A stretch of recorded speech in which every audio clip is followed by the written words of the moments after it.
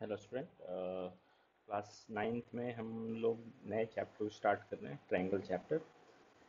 इस triangle chapter में हम लोग कॉन्ग्रुएंस ऑफ ट्रायंगल्स के बारे में पढ़ेंगे, ठीक है। अब अगर आपको याद हो, कॉन्ग्रुएंस ऑफ ट्रायंगल ये टॉपिक हम लोगों ने ऑलरेडी क्लास सेवन में ही पढ़ रखा है।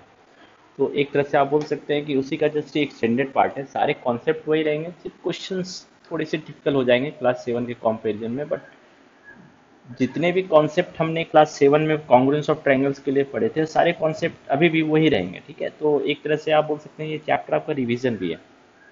सो चलिए पहले हम लोग थोड़ा सा आइडिया ले लेते हैं कॉन्ग्रुएंस फिगर के बारे में, ठीक है। कॉन्ग्रुएंस हम लोग पढ़ रहे हैं तो थोड़े से और भी अलग कॉन्सेप्ट्स को भी हम लोग देखेंगे। कॉन्ग्रुएंट फिगर्स क्या होते हैं? तो कॉन्ग्रुएंट फिगर क्या होता है? कॉन्ग्रुएंट फिगर्स वो सारी फिगर्स हैं जिनको आप अगर एक दूसरे के ऊपर रखते हैं तो दोनों में कोई चेंज नहीं होगा, दोनों एक जैसे दिखेंगे। अब जैसे आप देख लीजिए कि अ, अगर एक रेक्टेंगल है जिसका साइड 5 सेंटीमीटर और 4 सेंटीमीटर है, एक और रेक्टेंगल जिसका साइड 5 सेंटीमीटर और 4 सेंटीमीटर है, अगर आप इन दोनों साइड्स को आप देखिए कि अगर इन दोनों साइड्स को अगर हम मैच करें, इन दोनों ट्रायंगल्स को अगर एक दूसरे के ऊपर ओवरलैप कर देना तो ये दोनों ट्रायंगल मेरे सेम दिखेंगे, है ना। ये दोनों ट्रायंगल अगर हम एक दूसरे के ऊपर इन ओवरलैप कर दे तो ये दोनों ट्रायंगल्स में कोई अंतर नहीं आएगा। इसका मतलब ये दोनों रेक्टेंगल मेरे क्या हैं, कॉन्ग्रुएंट हैं, ठीक है। सो कॉन्ग्रुएंट फिगर वो फिगर्स होते हैं जिनको आप एक दूसरे के ऊपर ओवरलैप कर दे तो वो एग्जैक्टली सेम दिखे, हूबहू एक दूसरे की कॉपी हो। अगर ऐसा फिगर है तो वो मेरा क्या कहलाता है, कॉन्ग्रुएंट फिगर। अब क्लास टेंथ में अगर आप जाएंगे ना तो आपको एक और वर्ड मिलेगा, सिमिलर फिगर, ठीक है। सो हम लोग बस इसका एक आइडिया लेंगे। सिमिलर फिगर देखिए, जो लिटरेचर में हम लोग सिमिलर वर्ड यूज़ करते हैं और मैथ्स में जो सिमिलर वर्ड यूज़ करते हैं, दोनों में थोड़ा सा अंतर होता है। देखिए मैथ्स में सिमिलर फिगर कैसा है, जस्ट मैं आपको डे टू डे लाइफ से एग्जांपल देता हूँ। जैसे आपका शैडो और आप दोनों हम बोल सकते हैं कि सिमिलर फिगर है। एक पर्सन का शैडो और वो पर्सन दोनों एक दूसरे के सिमिलर है, ठीक है। इसका और भी एग्जांपल, जैसे आपने अपना पिक्चर लिया तो फोटो जो है, तो एक पर्सन का जो फोटो अगर आप लेंगे तो वो भी, या किसी भी ऑब्जेक्ट का, जरूरी नहीं कि ऑब्जेक्ट का अगर आप फोटो लेंगे तो फोटो और पर्सन जो है वो सिमिलर है, ठीक है। तो यहाँ पे सिमिलर वर्ड, अब क्यों फोटो और पर्सन सिमिलर है, शैडो और पर्सन सिमिलर है, लेकिन अगर आपको जस्ट एक एग्जांपल दे दूं कि ज्योमेट्री में थोड़ा सा अगर हम लोग आए तो जितने भी सर्कल्स हैं, ऑल सर्कल्स आर सिमिलर, ठीक है। All squares are similar, but all rectangles are not similar. All rectangles are not similar, ठीक है। सो क्यों नहीं रेक्टेंगल सिमिलर है, यानी कि आप देखिए कि अ, एक सेंटर मान के हम इस तरह सर्कल को ड्रॉ करते, एक ही सेंटर पे सारे सर्कल को ला सकते हैं। सारे सर्कल के बीच का जो डिफरेंस होगा, जो ये डिस्टेंस होगा, वो हमेशा फिक्स होगा। वैसा स्क्वायर के केस में भी आ सकता है। ये जो डिफरेंस है, मैं आपको नहीं बता रहा हूँ क्या क्राइटेरिया है, मैं जस्ट एक आपको आइडिया दे रहा हूँ कि सिमिलर फिगर क्या होता है, ठीक है। लेकिन रेक्टेंगल के केस में आप ऐसा नहीं कर सकते हैं। आप कहीं पे रेक्टेंगल के बीच का डिस्टेंस अधिक होगा, कहीं पर कम होगा, ऐसा हो सकता है ना। देखिए इधर जो डिफरेंस है अधिक है, इधर जो डिस्टेंस है वो कम है, तो ऐसा हो सकता है। लेकिन स्क्वायर के केस में ये सारे डिस्टेंस जो हैं बराबर होंगे, सर्कल के केस में भी होगा। तो जस्ट मैंने एक आइडिया दिया कि सिमिलर फिगर जो है वो कॉन्ग्रुएंट फिगर से अलग है। तो एक स्टेटमेंट हम बोल सकते हैं कि all congruent figures are similar but converse is not true.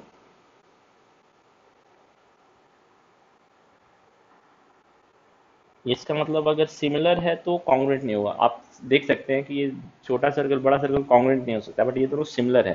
तो कॉन्ग्रुएंट है तो सिमिलर है, बट सिमिलर है तो कॉन्ग्रुएंट नहीं हो सकता है। ठीक है, इस चीज को भी ध्यान रखिएगा। अब जैसे मैं आपको जैसे एक दो एग्जांपल दे दे रहा हूँ कॉन्ग्रुएंट का। अब जैसे देखिए ये दोनों ट्रायंगल जो है कॉन्ग्रुएंट है, क्यों? अगर मैं इन दोनों ट्रायंगल्स को ओवरलैप कर दूं, आप देखिए थोड़ा सा रोटेट करना पड़ेगा, हो सकता है रोटेशन भी करना पड़े, है ना। जैसे अगर मैं इन दोनों को रोटेट कर दूं, यहाँ पे रोटेट किया, थोड़ा सा ट्रांसलेट भी करना पड़ सकता है ना। ट्रांसलेट भी अगर कर दे तो ये दोनों फिगर एग्जैक्टली देखिए सेम दिखेंगे। नहीं लग रहा है कि यहाँ पे दो ट्रायंगल इंक्लूड किया गया है ना। तो इससे साफ पता चल रहा है कि इसका मतलब ये दोनों ट्रायंगल्स जो हैं, ये दोनों ट्रायंगल्स मेरे कॉन्ग्रुएंट हैं। लेकिन मैं एक दूसरा एग्जांपल अगर आपको दूं, ये दोनों ट्रायंगल्स जो हैं, ये दोनों ट्रायंगल्स मेरे सिमिलर नहीं है, कॉन्ग्रुएंट नहीं है। आप देख सकते हैं ये दोनों ट्रायंगल्स जो हैं ये मेरे कॉन्ग्रुएंट नहीं है। ठीक है, अगर आप इसको एक दूसरे के ऊपर ओवरलैप करेंगे तो दोनों बिल्कुल अलग अलग दिखेगा, साफ दिख रहा है ये। ठीक है, तो यहाँ से हम बोल सकते हैं कि ये दोनों ट्रायंगल्स मेरे कॉन्ग्रुएंट नहीं है। ठीक है, इस चीज़ का भी ध्यान रखिएगा। आप देख भी सकते हैं। चलिए हम लोग इसको थोड़ा सा अम,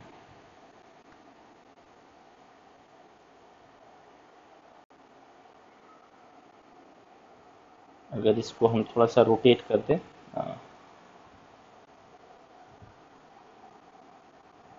तो आप देखिए कि यहाँ पे जो दोनों ट्रायंगल्स जो हैं वो साफ दिख रहे हैं कि सेम नहीं है ना। दोनों ट्रायंगल्स मेरे सेम नहीं है। ठीक है,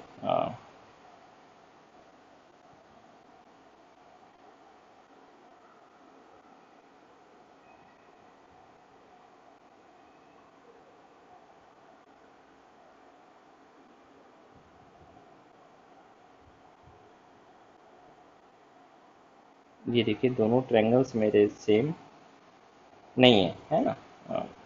ऑब्वियस सी बात है, एक साइड बड़ा है एक का साइड छोटा है, तो ये जो है ओवरलैप नहीं करेगा। तो ये दोनों ट्रायंगल्स मेरे सिमिलर नहीं है। ठीक है, कॉन्ग्रुएंट नहीं है। ठीक है, सो आई होप आपको समझ में आ गया होगा कि कॉन्ग्रुएंट और सिमिलर का कॉन्सेप्ट क्या है। ठीक है, तो हम लोग जो इस चैप्टर में पढ़ेंगे वो है कॉन्ग्रुएंट ट्रायंगल्स के कॉन्सेप्ट पढ़ेंगे। फिगर बहुत सारे होते हैं। ठीक है, कॉन्ग्रुएंट फिगर का मतलब वही है कि दोनों सेम दिखे हूबहू, शेप और साइज में। ठीक है, बट सिमिलर शेप और साइज में एग्जैक्ट नहीं हो सकता है। ठीक है, एक और कॉन्सेप्ट हम यहाँ पे एक बताना चाहते हैं आपको कि all congruent figures have same area. All congruent figures have same area. ठीक है, बट इसका कन्वर्स ट्रू नहीं है।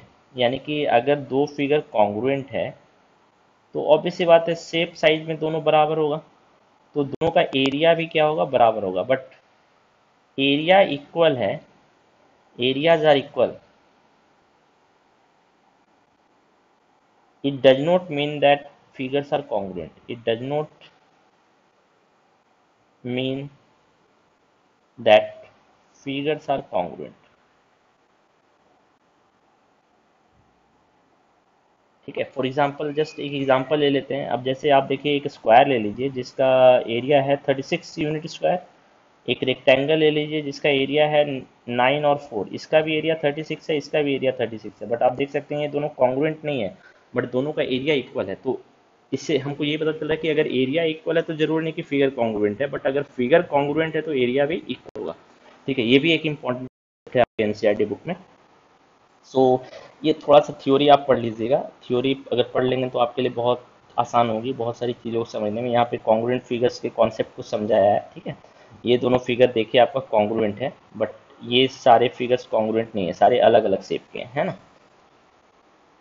फिर यहाँ पे अब आप देखिए ट्रायंगल्स के बारे में बताया। देखिए ये ट्रायंगल्स और ये ट्रायंगल्स कॉन्ग्रुएंट है या नहीं, इसमें कौन कौन ट्रायंगल्स कॉन्ग्रुएंट हो सकता है। तो मैंने इसी का जस्ट एक एग्जांपल लिया था यहाँ पे। जैसे ये दोनों ट्रायंगल कॉन्ग्रुएंट है या नहीं, जस्ट एक प्रैक्टिकल वर्क अगर हमको करना चाहते हैं, मैथमेटिकली हमको नहीं पता कि ये कॉन्ग्रुएंट है या नहीं, प्रैक्टिकली हम क्या करेंगे, दोनों के एक दूसरे के ऊपर ओवरलैप करेंगे, है ना।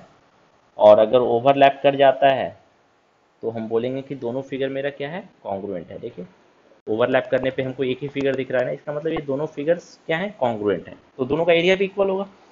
ठीक है। सो इस वाले पार्ट में आपको यही डिस्कस किया हुआ है। हम लोग जो पढ़ेंगे वो है क्राइटेरिया ऑफ कॉन्ग्रुएंसी। ठीक है, क्लास 7 में भी हमने पढ़ा था। ठीक है। सो कॉन्ग्रुएंस का नोटेशन क्या है, कॉन्ग्रुएंस का नोटेशन क्या है, दो ट्रायंगल अगर कॉन्ग्रुएंट है तो ये जो नोटेशन है ये आपके कॉन्ग्रुएंस का नोटेशन है। ये नोटेशंस जो है ये कॉन्ग्रुएंस का नोटेशन है। ठीक है। जब भी दो ट्रायंगल्स कॉन्ग्रुएंट है, ट्रायंगल 1 कॉन्ग्रुएंट है ट्रायंगल 2 के, तो हम ऐसा नोटेशन देंगे, triangle 1 is congruent to triangle 2। Class 7 में आपने क्राइटेरिया ऑलरेडी पढ़ रखा था। चलिए मैं एक बार उस क्राइटेरिया को रिकॉल कर दे रहा हूँ। क्राइटेरिया क्या था, क्राइटेरिया ऑफ कॉन्ग्रुएंसी।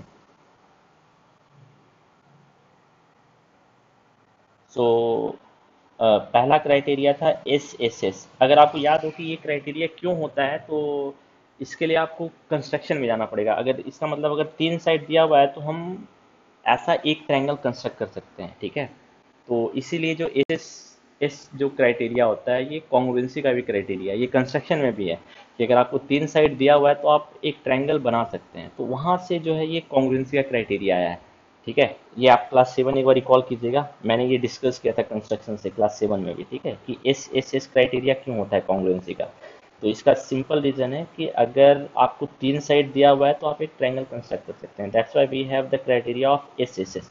तो ये क्राइटेरिया क्या बोलता है, जैसे ये एग्जांपल अगर आप लीजिए, ये दोनों ट्रायंगल कॉन्ग्रुएंट है या नहीं, तो ये दोनों ट्रायंगल कॉन्ग्रुएंट है। क्यों कॉन्ग्रुएंट है, क्योंकि इसमें इसका एक साइड के बराबर है, दूसरा साइड जो है वो दूसरे साइड के बराबर है, और तीसरा साइड जो है वो इस वाले साइड के बराबर है।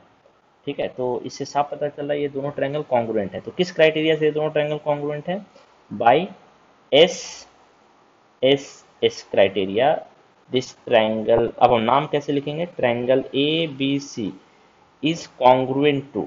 अब इस ट्रायंगल का नाम हम रैंडमली कुछ भी नहीं लिख सकते हैं। अगर क्लास 7 आपको याद है तो वहां पे हम लोगों ने कोरस्पॉन्डिंग वर्टिकल कॉन्सेप्ट दिया था। तो अब आपको पता है कि कौन कौन सा साइड इक्वल है, तो जो साइड इक्वल है उसका अपोजिट वाला वर्टेक्स कोरस्पॉन्डिंग वर्टेक्स होगा। तो इसके अपोजिट में कौन है, डी। इसके अपोजिट में 4 की, यहाँ पे 4 के अपोजिट में क्या है, तो यहाँ पे 4 के अपोजिट में आपका जो है वो सी है। तो डी और सी जो है कोरस्पॉन्डिंग वर्टेक्स, यानी कि यहाँ पे सी का जो पोजीशन है वो कौन लेगा, डी लेगा। ठीक है। फिर यहाँ पे 4.5 के अपोजिट में क्या है, ई। यहाँ पे 4.5 के अपोजिट में क्या है, अगर आप गौर करेंगे तो यहाँ पे जो 4.5 है, अ, इसके अपोजिट में ए है ना। 4.5 के ए में क्या है आपका, 4.5 के अपोजिट में ए, और यहाँ पे क्या है, ई। तो जो ए है और ई है ये दोनों कोरस्पॉन्डिंग वर्टेक्स है, तो ए किससे रिप्लेस हो जाएगा, ई से रिप्लेस हो जाएगा। तो इस ट्रायंगल का नाम में यहाँ पे ई आ जाएगा। अब आखिरी बचा बी। बी और एफ जो है वो कोरस्पॉन्डिंग वर्टेक्स होगा, तो जहाँ पे बी है उस पोजीशन को कौन रिप्लेस कर देगा, एफ। तो जो दूसरा वाला ट्रायंगल का नाम होगा वो होगा E F D. So triangle A B C is congruent to triangle E F D. आपको नाम ऐसे लिखना होगा। आप रैंडमली अगर नाम लिख देते हैं डी ई एफ तो ये गलत हो जाएगा। ठीक है, ये गलत नहीं है। Triangle A B C is congruent to triangle E D E F, ये गलत है। क्यों, क्योंकि यहाँ पे ए का कोरस्पॉन्डिंग वर्टेक्स डी नहीं है, ये आपको फिगर में देखना पड़ेगा। ठीक है। तो ये चीज़ आप थोड़ा सा ध्यान रखिएगा, क्योंकि बच्चे जनरली इसको रैंडमली नाम लिख देते हैं, बट ये रैंडमली नाम लिखना गलत है। आपको कोरस्पॉन्डिंग वर्टेक्स पे कोरस्पॉन्डिंग वर्टेक्स का ही नाम लिखना होगा। तो अगर ये ट्रायंगल ए बी सी है तो आपको देखना है कि ए का कोरस्पॉन्डिंग क्या है, बी का कोरस्पॉन्डिंग क्या है, सी का कोरस्पॉन्डिंग क्या है। इसका अपना फायदा भी है। क्या फायदा है, चलिए हम उस फायदे को डिस्कस कर लेते हैं। अब आप देखिए कि अगर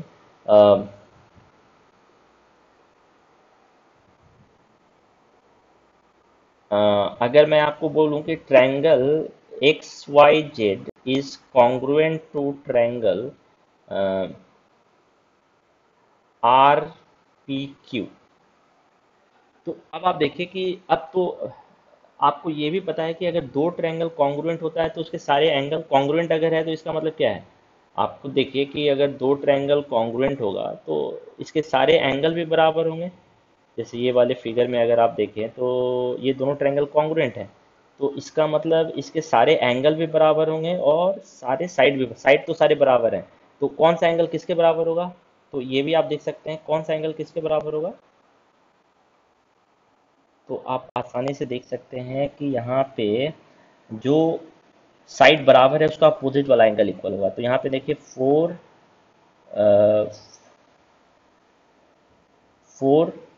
के अपोजिट में कौन है, डी है ना। तो ये वाला एंगल और ये वाला एंगल बराबर होगा। 4.5 के अपोजिट में ए है, यहाँ पे 4.5 के अपोजिट में ये है, तो ये दोनों एंगल बराबर होंगे। ठीक है।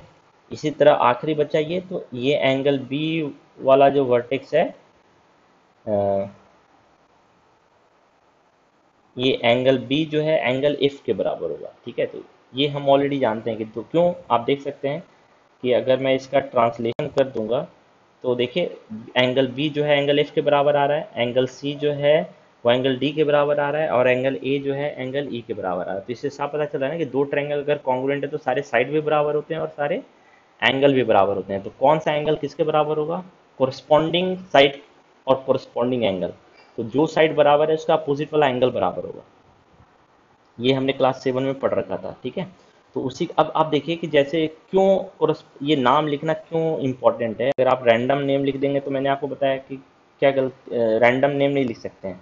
जैसे अगर आपको क्या, इसका फ़ायदा क्या है, ये नाम अगर हम लोग इस तरह लिख रहे हैं तो इसका फ़ायदा क्या है। अब जैसे आपको दे दे, यहाँ पे डायग्राम आपको नहीं दिया है, बोल रहा है कि ट्रायंगल एक्स वाई जेड और ट्रायंगल आर पी क्यू बराबर है, तो कौन सा साइड किसके बराबर होगा और कौन सा एंगल किसके बराबर होगा, ये आप कैसे पता करेंगे। तो ये नाम जो है ना ये इंपॉर्टेंट है। इसका मतलब एक्स का कोरस्पॉन्डिंग वर्टेक्स आर है, वाई का कोरस्पॉन्डिंग वर्टेक्स पी है, और जेड का कोरस्पॉन्डिंग वर्टेक्स क्यू है। इसका मतलब एक्स वाई जो है वो आर पी के बराबर होगा,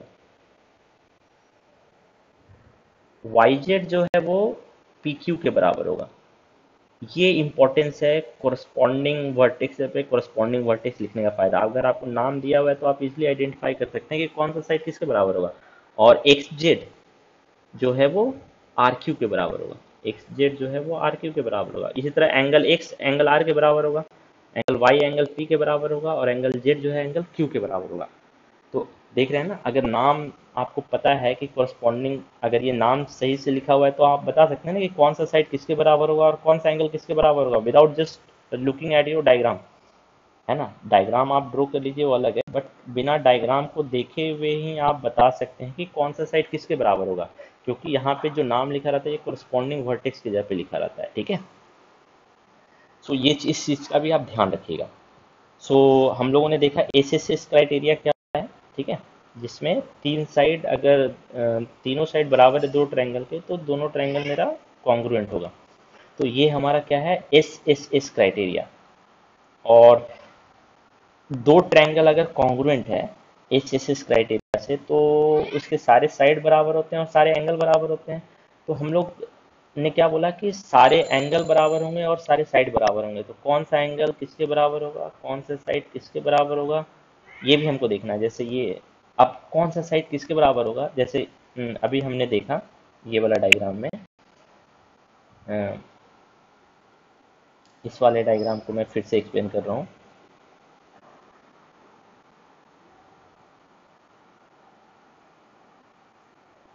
ये वाला। ठीक है।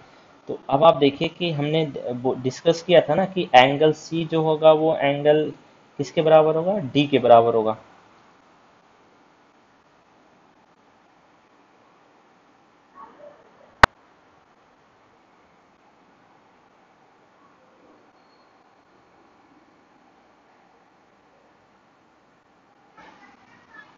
एंगल सी जो होगा ये एंगल डी के बराबर होगा, ये हमने देखा था, है ना। और एंगल बी जो होगा एंगल ए ई के बराबर होगा, और एंगल ए जो है एंगल ई के बराबर, एंगल ए जो है एंगल ई के बराबर होगा, और एंगल बी जो होगा एंगल एफ के बराबर होगा। ये हमने देखा है। तो ये कहाँ से आ रहा है, हमने तो पहले ये प्रूफ किया ना कि triangle A B C is congruent to triangle A B C. तो ए बी सी लिख रहे हैं तो ए का कोरस्पॉन्डिंग ई है, तो ट्रायंगल ई, है ना, और सी का कोरस्पॉन्डिंग डी है ना। और बी का करस्पॉन्डिंग एंगल है, तो ई एफ डी।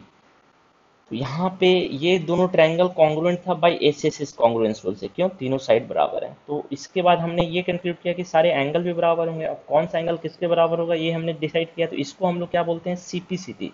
तो सीपीसीटी का मतलब क्या होता है, corresponding part of congruent triangle. तो ये सारे जो हैं कोरस्पॉन्डिंग एंगल हैं कोरस्पॉन्डिंग साइड के। कौन कौन सा साइड कॉन्ग्रुएंट है, ये साइड इसके कॉन्ग्रुएंट है, तो इसका कोरस्पॉन्डिंग एंगल बराबर होगा।